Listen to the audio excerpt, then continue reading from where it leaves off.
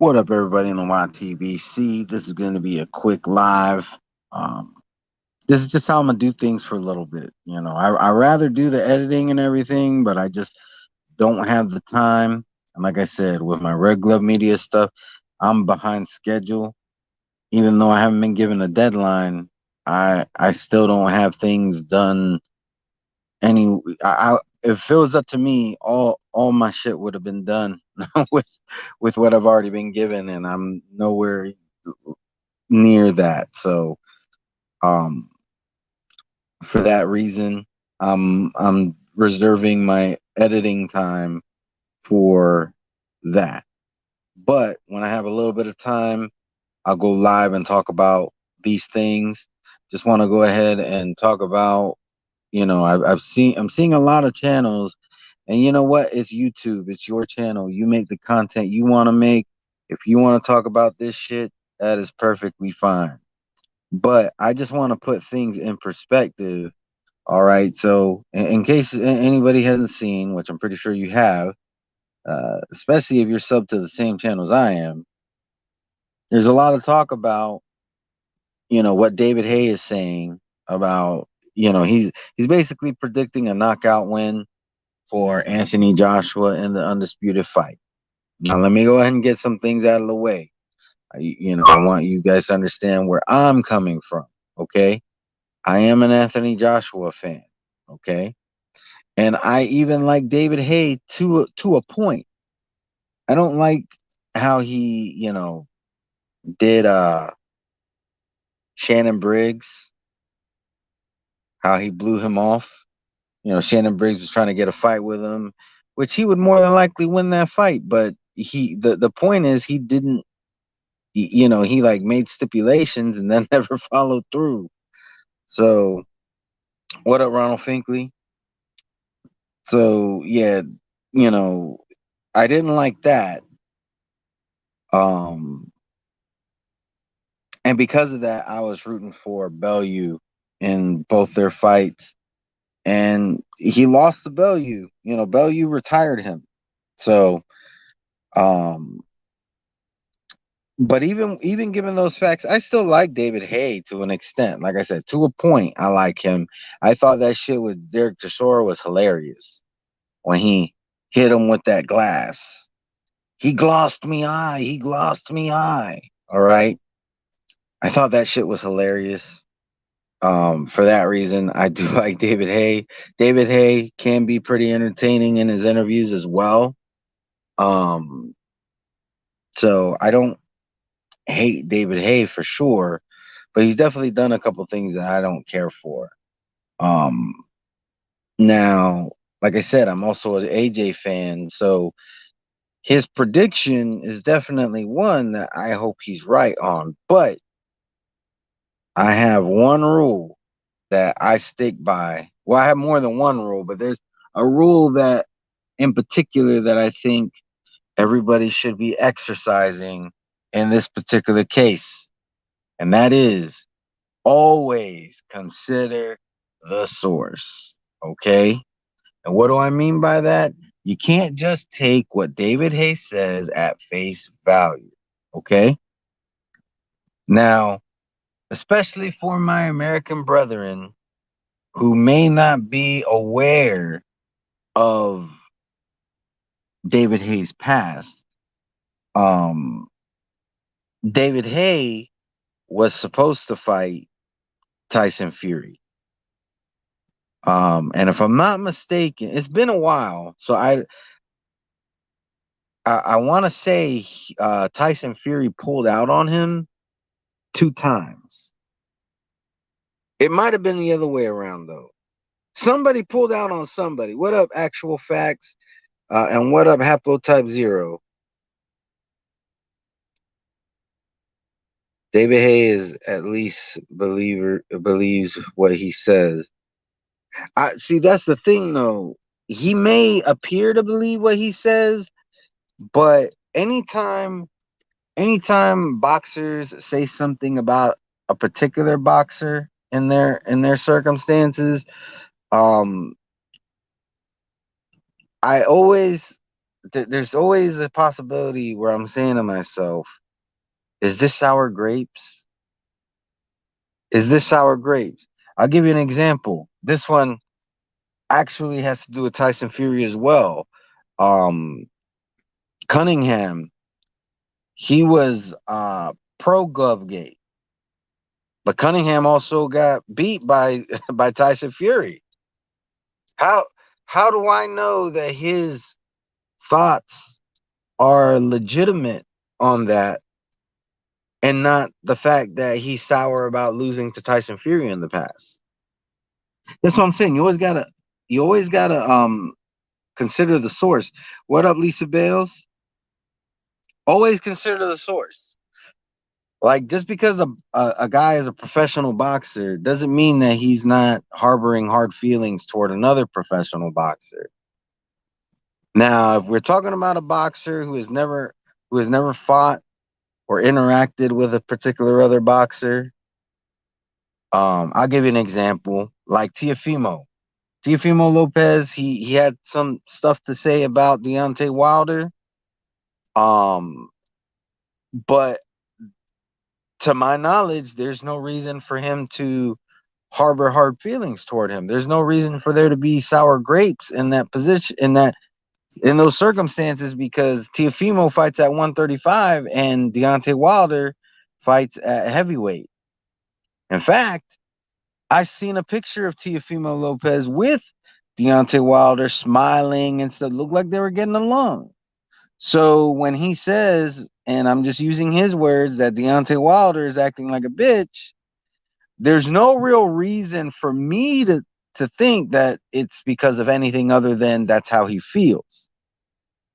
Now, there's always a possibility that something happened behind the scenes that none of us knows about, or even that something happened that I'm not aware of, but other people are. But my thing is this, like, you got to consider the source. When it comes to David Haye, there is bad blood between him and Tyson Fury.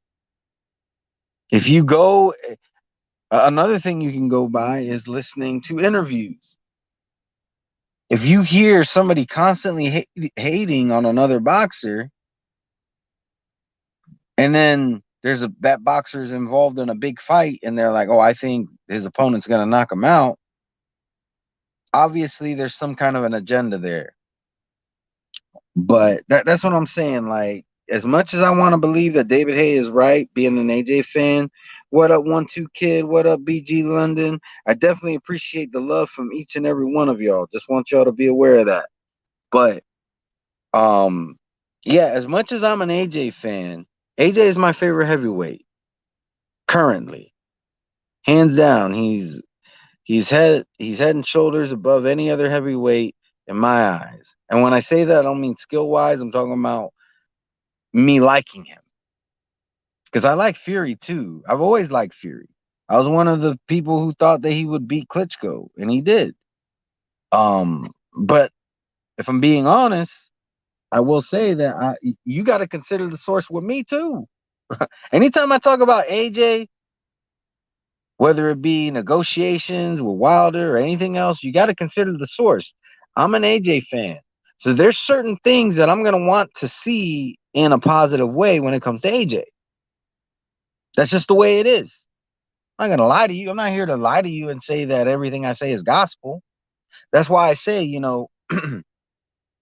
a lot of my channel is my opinion. And I'm not going to parade like my opinion is facts, because it's not. But you do have to take in consideration, anytime that I'm talking about AJ, it's going to be it's coming from a perspective where I want to think the best of the guy at all times. Now, that doesn't mean I won't criticize AJ at all. I just may not criticize him quite as much as somebody who's neutral. Who, when I say neutral, I mean somebody who has no ill will or fandom toward AJ. They just know he exists. Um, or somebody who hates him. Somebody who's a hater of AJ is obviously going to want to do the opposite of what I'm doing, which is think that I want to think the best of the guy. They're going to think the worst of the guy. And that's how it is with David Haye. I think David Haye wants to think the worst of Tyson Fury because they don't like each other. And like I said, especially with my American brethren or sisters, um, unless you go and do the research, you're not going to know that because they don't. Oh, the media over here doesn't cover David Haye or Tyson Fury as much as they cover other people because they're not Americans. And and I and, and this is how I found out about the bad blood between them because I said this earlier. I actually like David Haye to an extent, so I looked up interviews and stuff with him, and that's how I found out he doesn't like Tyson Fury. Same thing with Tyson Fury. He's not my favorite heavyweight, but I do like him. One of my favorite videos of of Tyson Fury is early in his career, relatively early in his career. They interviewed him ringside at a David Price fight, and that interview is hilarious. Y'all got to check it out. Like, and Tyson Fury. See, this is how like you could tell people who actually keep up with the heavyweights and don't. And not saying that I'm the best at keeping up with the heavyweights, but I think I keep up with have kept up with the heavyweights because there's people keeping up with the heavyweights now that weren't at that time. But I think I'm a little bit better than average at keeping up with the heavyweights from years ago. And that he was thin. Tyson Fury was actually thin at that point. It almost doesn't even look like him, but it is him. It is definitely Tyson Fury. But just look up Tyson Fury, David Price interview. I'm sure you'll be able to find it that way. You'll see what I'm talking about. He's not a lot of people talk about he doesn't have that pretty body or however you want to call it. At that time, he was relatively thin. Hold on, I'm gonna look at some of these comments real quick before I continue. What up, Haplotype Zero? Okay, so it was Hay who dropped out. I knew there was something. I knew there was something. Once for stitches in the eyebrow. Second was shoulder injury surgery, supposedly. Yeah. What up, MMA champ?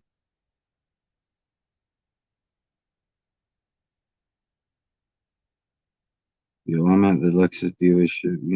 Yeah, it's all good, MMA champ. You don't owe me nothing, but I appreciate you stopping by. But yeah, like you always got to consider the source. And right there, Haplotype Zero. Let me put up on the screen. He dropped out of the fight twice with Tyson Fury, and I know that they both had very choice words for each other about those circumstances. So that's what I'm saying. Like, as much as I want to believe David Haye, I got to take in consideration, and you don't got to take my word for it. Just look up David Haye, Tyson Fury. You'll find interviews where he's talking shit about Tyson Fury. Tyson Fury's talking shit about him. They don't like each other. There's bad blood there. So, um, there is room for reasonable doubt that he actually feels this way. Now, he may still feel this way. He might be glad that this fight is being made, because he thinks that he'll lose. That very well could be the case as well. I'm just saying, you can't just say, when it comes to David Haye, when he's talking about Tyson Fury, you can't take what he says at face value. There's always a big possibility that there is an ulterior motive just to talk shit about the guy. All right? But I'll tell you right now, I'm rooting for AJ. I want AJ to win that fight. I like Tyson Fury, but I'm letting it be known right now. I don't like him as much as AJ. So when it comes to this fight, I'm rooting for AJ. But I do think it's a 50-50 fight. It's I really can't say how the fight is gonna go. I don't know what Tyson Fury is gonna show up. I don't know what AJ is going to show up.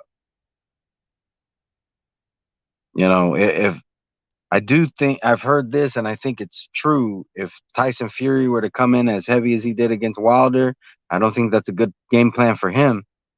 And if AJ were to come in against Fury the same way that he at the same weight that he went against Ruiz in the second fight, I don't think that's going to work out for him either.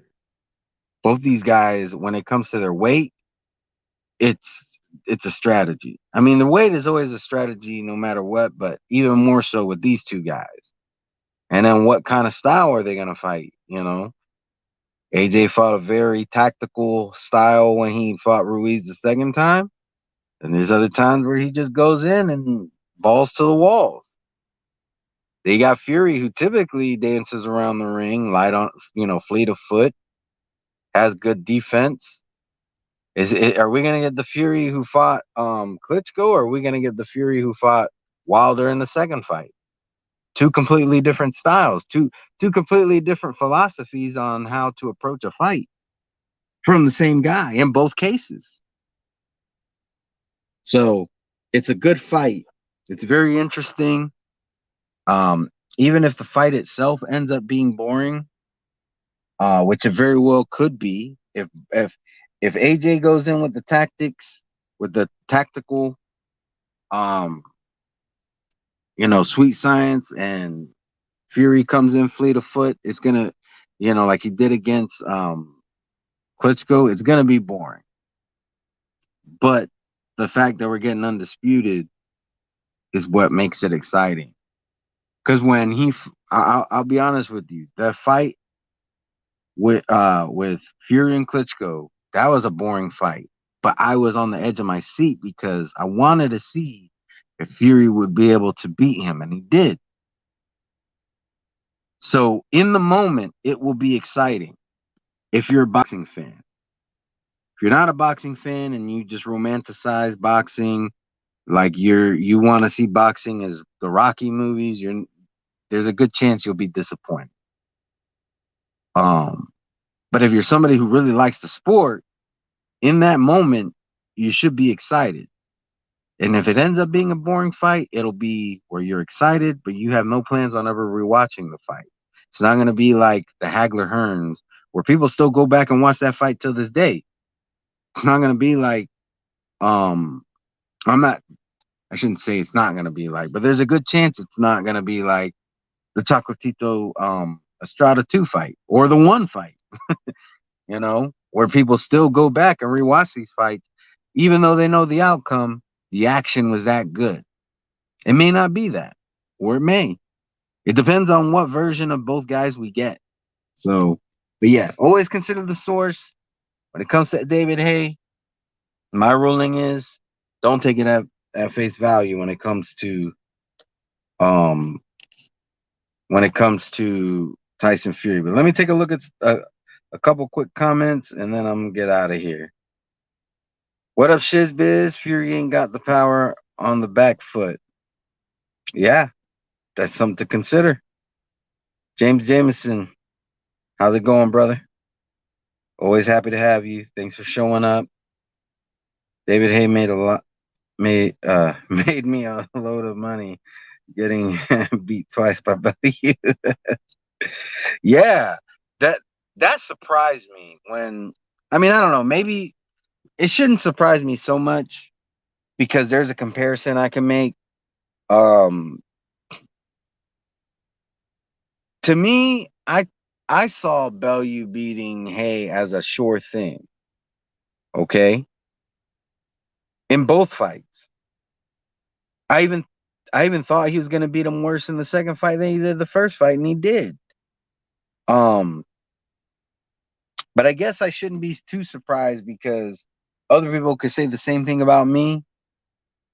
Um, White got knocked out by Povetkin in the first fight. I have White beating Povetkin in the second fight. That's my prediction. But hindsight is 2020. if Povetkin beats White, I'm not gonna make any. I'm not in love with my prediction. I'm gonna keep it real. I'm not in love with my prediction, and I don't bet money, so it's not going. It. I try to keep as much hindrance. I know a lot of people like to bet to make it fun, but let's keep it real. If you're betting money, you're gonna be biased. You're gonna be biased if you lose money on a fight. You're gonna call it a robbery because you're gonna feel like you got robbed. You're gonna talk about the low. You're gonna be analyzing that fight with a fine tooth comb, looking for anything you can call a low blow. All right. I don't bet on fights because to me that's just another hindrance on me being unbiased. And without money being involved, there's already enough hindrance with your fandom. I try to call it down the middle the best that I can, but at the end of the day, you still got to consider the source. More than likely, you're going to hear positive things out of my mouth about Anthony Joshua. And most of the time, you're going to hear positive things out of my mouth about Tyson Fury. Um. So yeah. What up, Marlon Machine? I didn't realize you was there. What up? Thanks for showing up. Appreciate the support. I appreciated each and every one of y'all for your support. Real talk.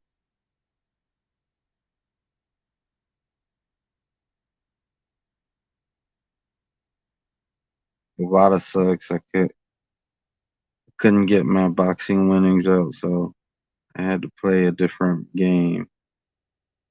I'm not really familiar with that, but that's probably because I don't bet on fights. And like I said, I don't want anybody to get the wrong idea and think that I'm speaking shit about people who bet on fights. You do you. It's your money. um I'm just saying, me personally, I can't look at you as being even if we're best friends, we can be best buddies.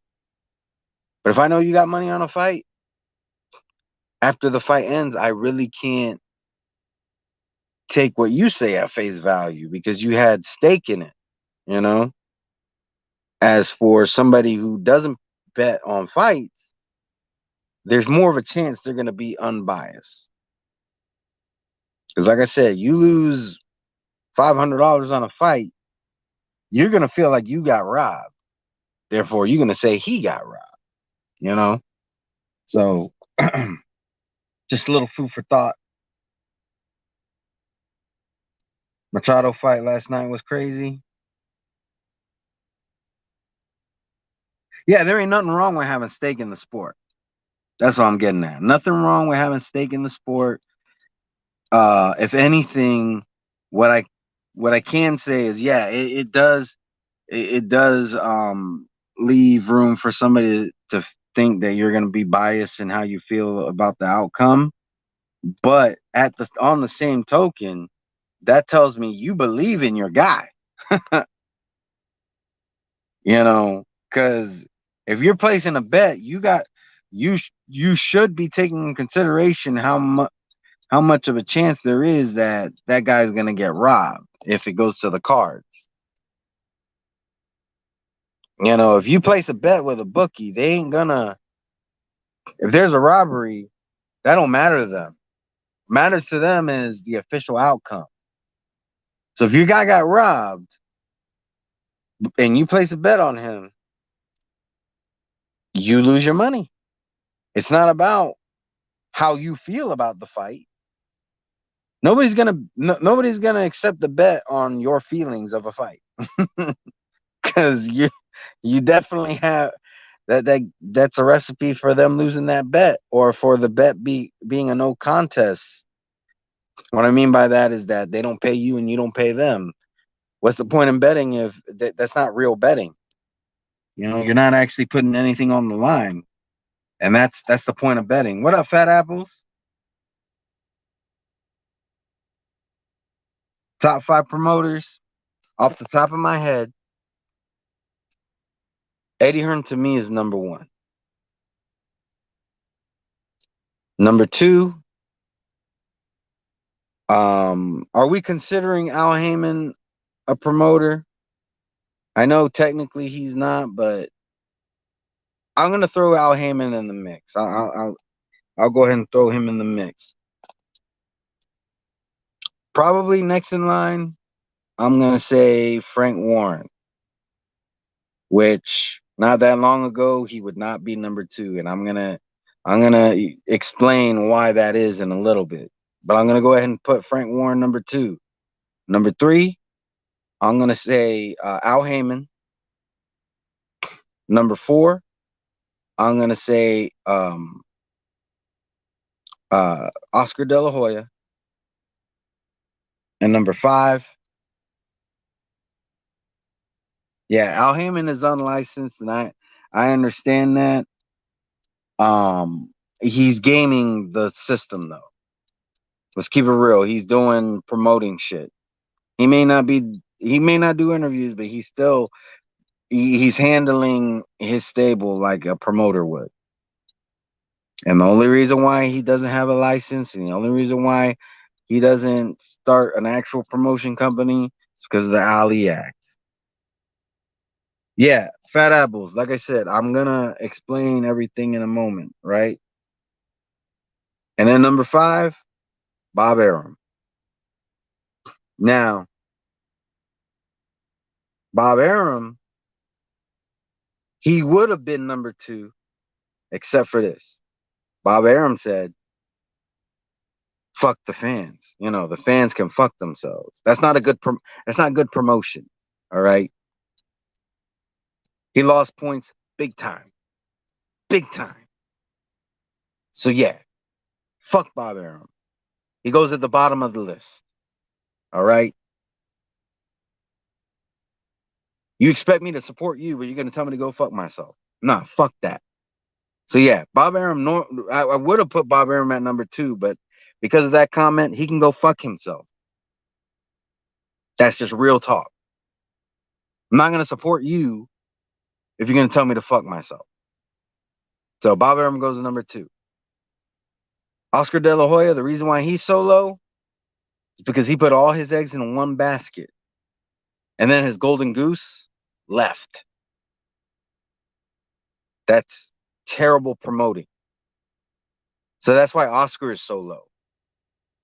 I don't like Al Heyman because I think he's bad for boxing, but I think Oscar De La Hoya doing, being that stupid, and Arum being that fucking stupid. I think that for those reasons they go below Al Heyman. Both of them would be higher than Heyman if it wasn't for the stupid mistakes that they made.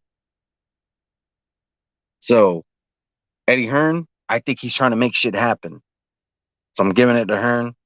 Warren, I'll be honest, he would normally be lower as well, but I really feel more neutral about him. I don't particularly like him, but I don't particularly hate him. I'm more meh about him. So, but Eddie Hearn, I feel like when a promoter is willing to say, "I'll pay you $7 million, you don't even have to come over here. I'll send my guy over there." That's a guy trying to make the fight. So he gets number one for me. Yeah, I mean, Bob Arum ain't dumb, but that was a very stupid thing for him to do. Like, I'm sorry, you don't. Yeah, he is too old to give a fuck, which is fine. I mean, that's all up to Arum. But my thing is this: I mean, if you pose the question, what are your top five?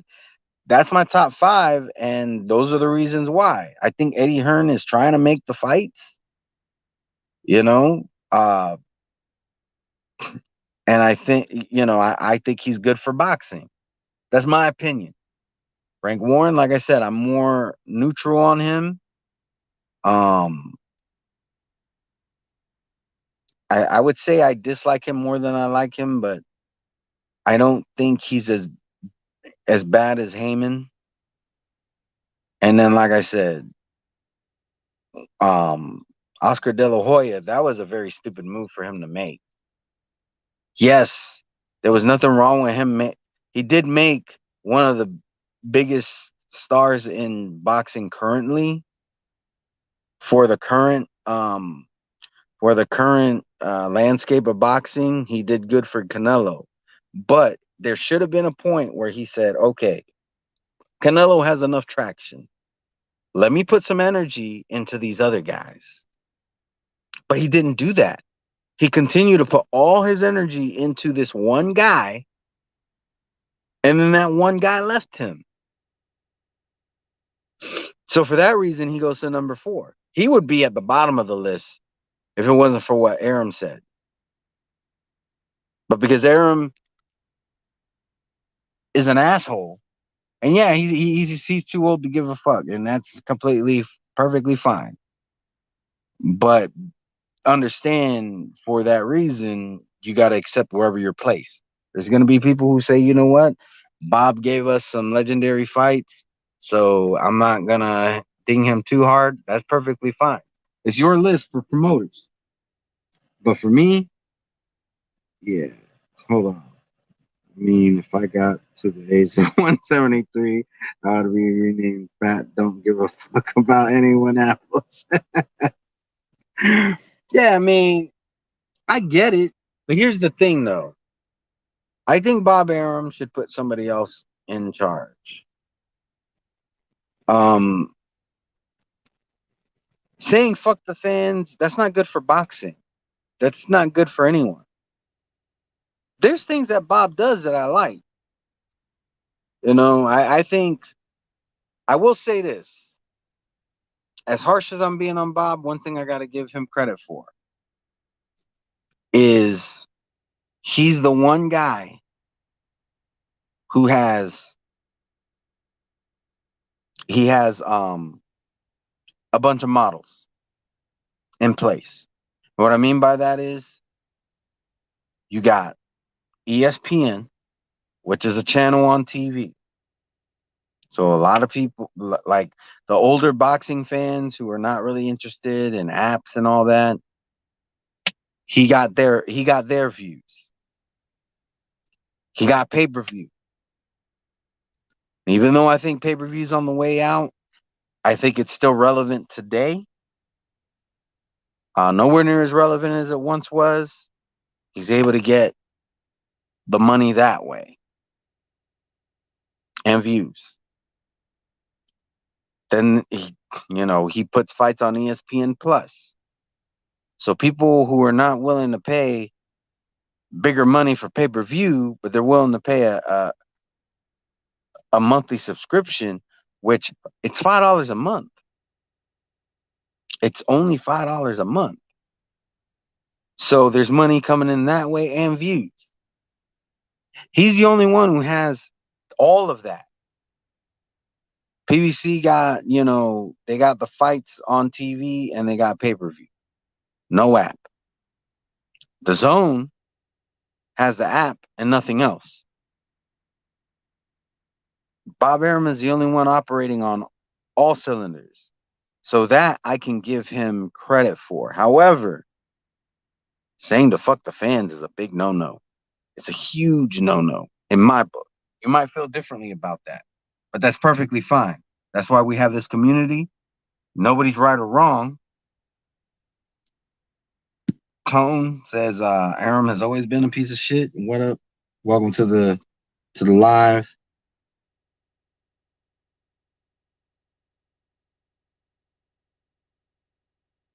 Yeah, but as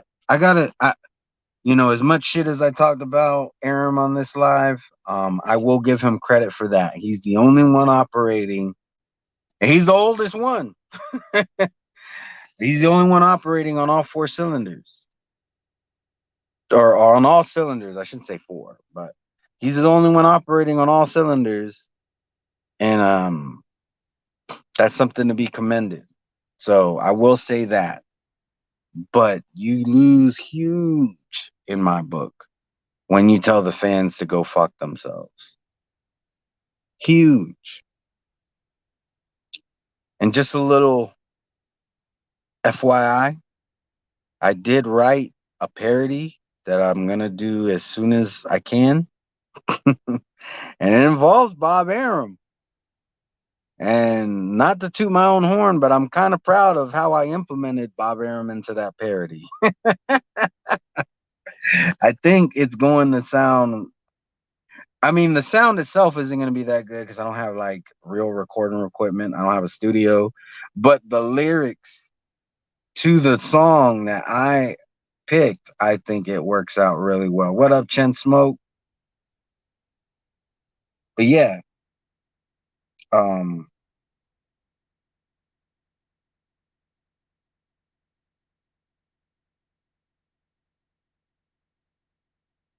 I can't stand Oscar, only in it for the money. Yeah, that's why before that boneheaded comment, I would have put Oscar at the very bottom because that's another thing. Not just what I mentioned earlier about just being boneheaded with putting all his energy into Canelo, but also because he is only about the money. When he was a boxer, he did not operate by the philosophy that he operates by as a promoter. Completely contrast. When he was a boxer, he fought everybody. Now that he's a promoter, everything has to marinate. There's always a reason why certain fights shouldn't happen. It's fucking bullshit. And he knows it, but he doesn't give a shit because it's about the money with him. But he's never told the fans to go fuck themselves. Oh man, but yeah, and let me just be clear when it comes to promoters, Eddie Hearn, yeah, he's my favorite promoter right now, but I don't have allegiance to him. I don't have allegiance to any of these promoters because at the end of the day, their goal is to make money. I just think Eddie Hearn has the most clear vision as to how to make that money. And I do think he makes a conscious effort to make money and to give the fans what they want. When it comes to Aram, he takes what the fans want into consideration, but it's more about the money. Any way he can make it about the money, he's gonna do it. When it comes to Al Heyman, he don't seem to be willing to make the fights the fans want hardly ever. Once in a blue moon, and everything is pay per view all of a sudden. When I say everything, I don't mean literally, but a lot. If it involves somebody like a Charlo or a Spence or a Porter or a Garcia, it's gonna be on pay per view. It's not gonna be even on Showtime.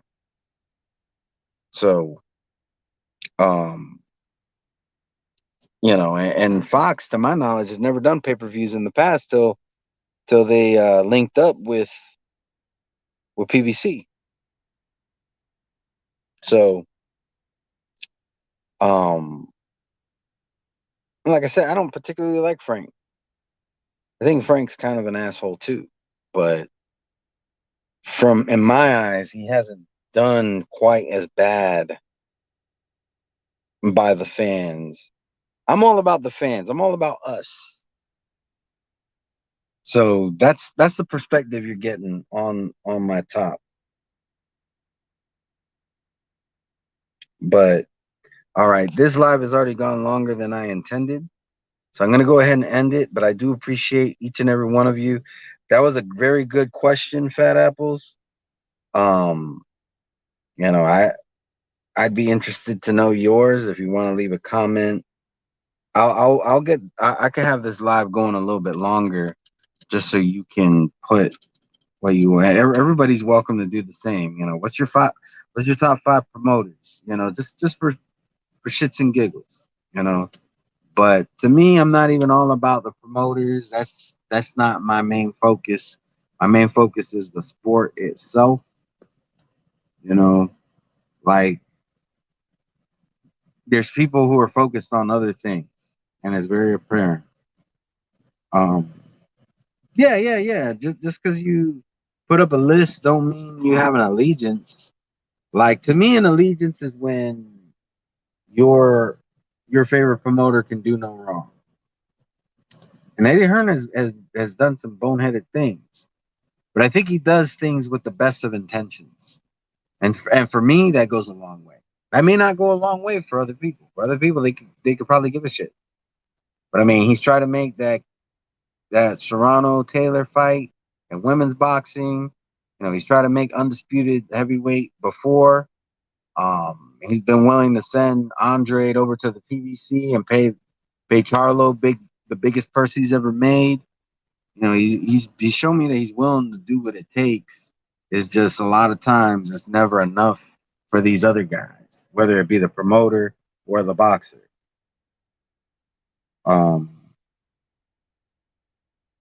yeah, I mean, I'll be honest. I like Eddie as a person too, but there's been things that he's done where he's fucked up. You know, I think he's definitely has his share of fuck ups, but like I said, his intentions to me have always been to try to give the fans what they want. You know, when he signed Amir Khan, I think that was an attempt to make that Khan Brook fight.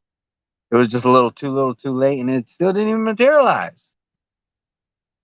You know, he gave Khan money for nothing. So yeah, he fucked up there. But like I said, it was with the best of intentions. So, you know, what he's trying to do and whether or not he's able to do it are two different things.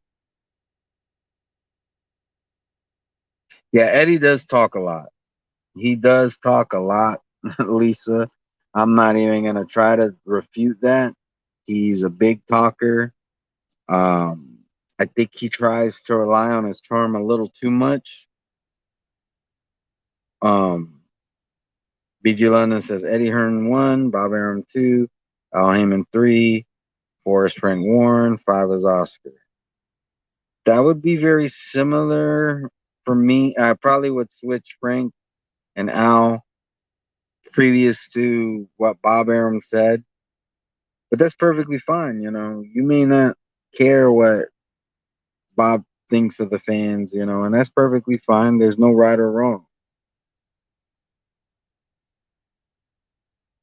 Let's see it. It's the motto until proven guilty. Yeah, yeah. But I mean, yeah, to me, it's not about, I want to finish saying this and then I'll end the live. I know I keep on saying I'm going to end it, but there was a train of thought I was on and I hopped off. So let me get back on that shit. But yeah, you know, and this kind of goes with consider the source. I I recently saw somebody, not a channel, it was a commenter on somebody else's channel saying if Deontay Wilder gets $10 million for step aside money, he's the face of boxing, no debate. And here's my debate to that, because it's definitely debatable. People rather pay you more money not to see you fight than to see you fight. So no, that doesn't make you the face of boxing. And you shouldn't give a shit about the money. The only reason why we should be talking about the money ever is when it gets in the way of a fight being made. That's the only time we should be talking about the money. When somebody's pricing themselves out or somebody's trying to come up with some ridiculous purse split, then we should be talking about the money then. But fucking step aside money, that should never be a talking point. Ever. Ever. That's the stupidest thing I ever heard. So always consider the source when you're getting information from people. Because somebody who says that to me, that tells me that ain't no real boxing fan. At least not in that situation. They can't be a real boxing fan because they're focused on the wrong shit. Maybe they're a boxing fan when it comes to other situations. Maybe when it comes to Tank, they could be completely unbiased. Maybe when it comes to Teofimo Lopez, it could be completely unbiased. When it comes to Monster Nui, it could be completely unbiased. But when it comes to Wilder, that person is not to be trusted with their, when it comes to what they got to say. Because to me, that's pushing an agenda. He's trying to say the man is the face of boxing, no debate, because people are willing to pay him more money not to fight, to not see him fight, than to see him fight. That's ass backwards. That's ass backwards. So, and that's not a knock toward Deontay Wilder fans. That's a knock toward that particular fan because to me, that shouldn't be what boxing is about. All right.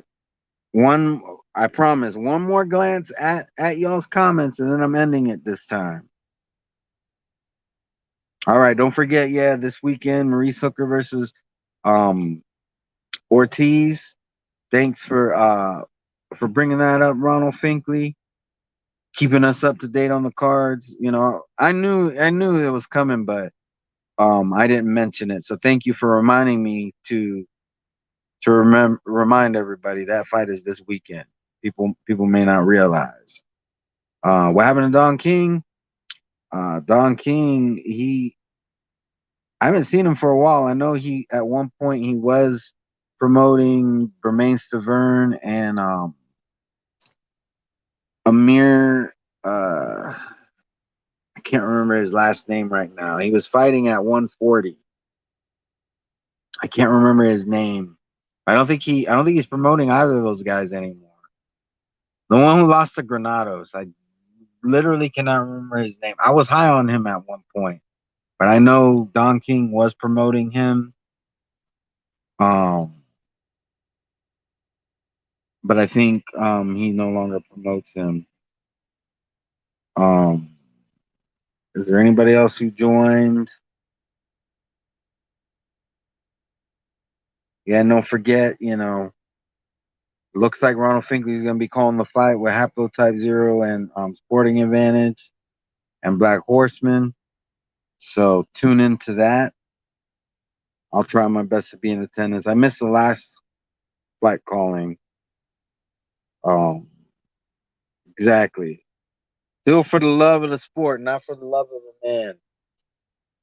So yeah, on that note, I think that's the best way to put it. Whether you're commenting, making content, or otherwise, do it for the love of the sport, not for the love of a man. Because that shit is just gay. I'm just kidding. I'm just kidding. But yeah, that shit ain't what it's supposed to be about. All right. But everybody take it easy. Y'all be blessed. Peace.